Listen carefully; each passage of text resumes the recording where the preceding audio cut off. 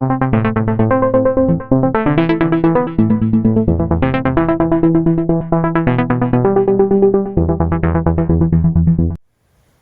yeah, ain't no wrapping today.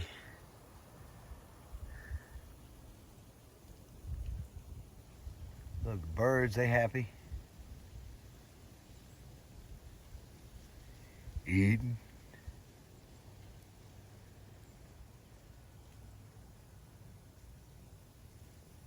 Amsoil's son. Yep, coming down pretty good.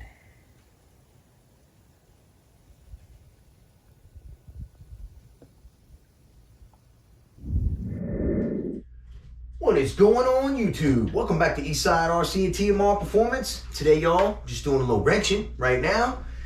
But we're going to talk about the ALX. Man, the ALX. You guys, a couple people, quite a few people have been asking me, what's up with the ALX? When am I going to try it out again?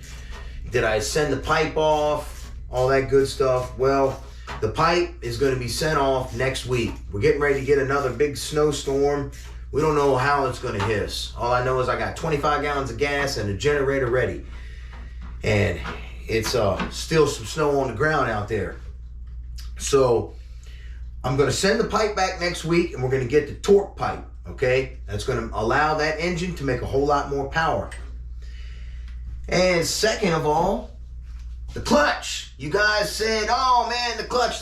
This one guy said that he said I was bull crapping, okay? That I didn't tighten the clutch. I guess he was my eyes in the sky here in the man room, all right? You know, it is what it is, y'all. But I can tell you, I definitely tightened the clutch. It was at 18.5 millimeters from the factory, and I took it down to 17. So I squeezed her up good. I conditioned the springs first too. I should have did a video of it, but I didn't.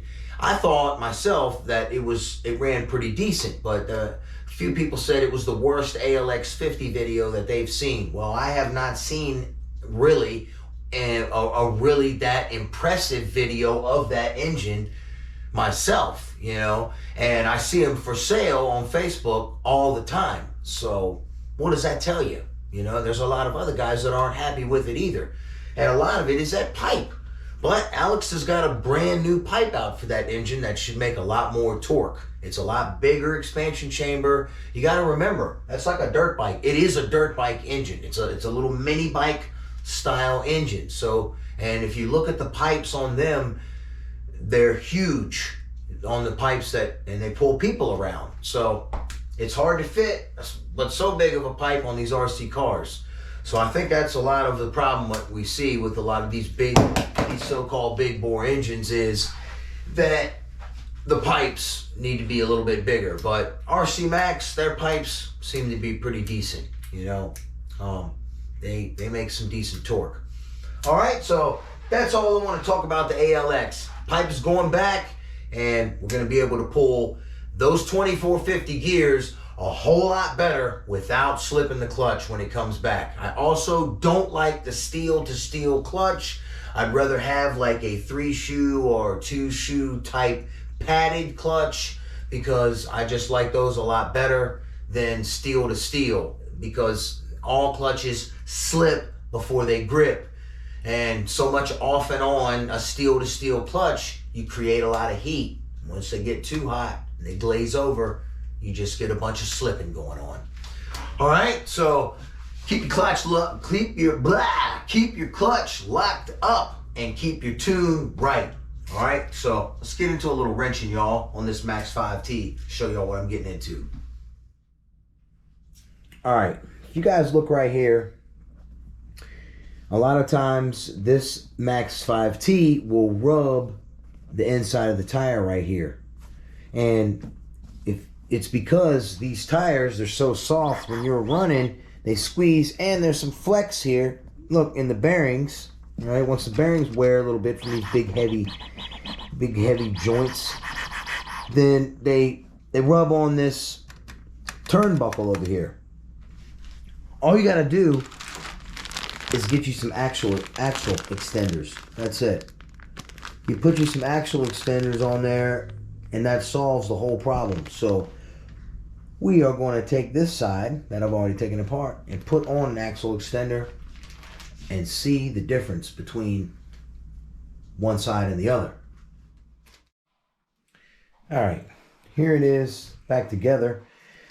I don't want to bore you guys with putting it back together. I mean, it's pretty basic. It's pretty obvious how it goes back together. I did replace this right here because it was plastic. It normally, the stock piece comes with this little plastic piece right here, and mine was just plastic. So I put the billet one in there and for a little extra stability, and I noticed the screw, when I pulled this out, the screw was tweaked, which is I'm okay with too, because having plastic here sandwiched in between this billet really helps when you crash. It really does. It just, all this allows for a flex here, you know, that you just don't get with all billet pieces, and you wind up maybe breaking or bending something here. So sandwich your billet with plastic. See my bulkheads even up in here? My bulkheads are even plastic. That way you have a rip away point. I did the same thing with my ALX. It's just nice to have a breakaway point if you're going to run them. Some guys like to go all billet. You know, I don't blame you. I love billet. But there it is, man. So now let's get the wheel on there and we'll take a look at the clearance difference. How about that clearance right there? Look at that.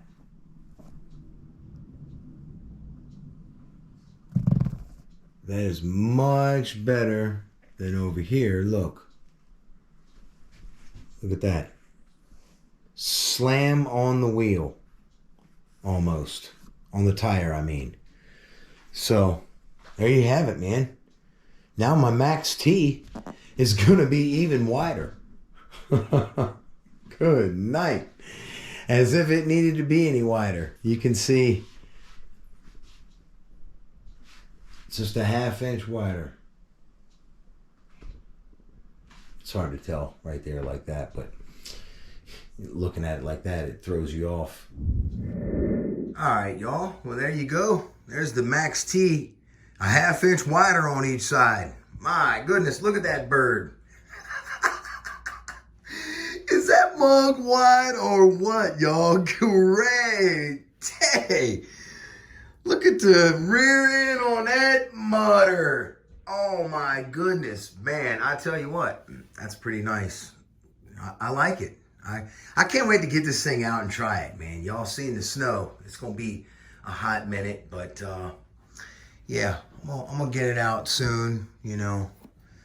Just nice. Got some good clearance now, boy, huh?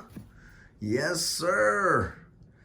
Yes, sir. So back here, as you guys can see, I do got billet hubs back here. That's all good, you know. I got a breakaway. I don't have a breakaway point up there. It's all billet in the rear end. So in the event of a nasty crash, something might break, something might bend. But, you know, Dan over at Rovan RC, Primal RC, King Motor RC, and 30 Degree North, the one entity now, I'll just hit them up and get me some new parts, man. Simple as that, all right? That's what we do. Race them, break them, fix them, and repeat. Y'all have a blessed one. See you on the next one. Eastside RC and TMR Performance is out.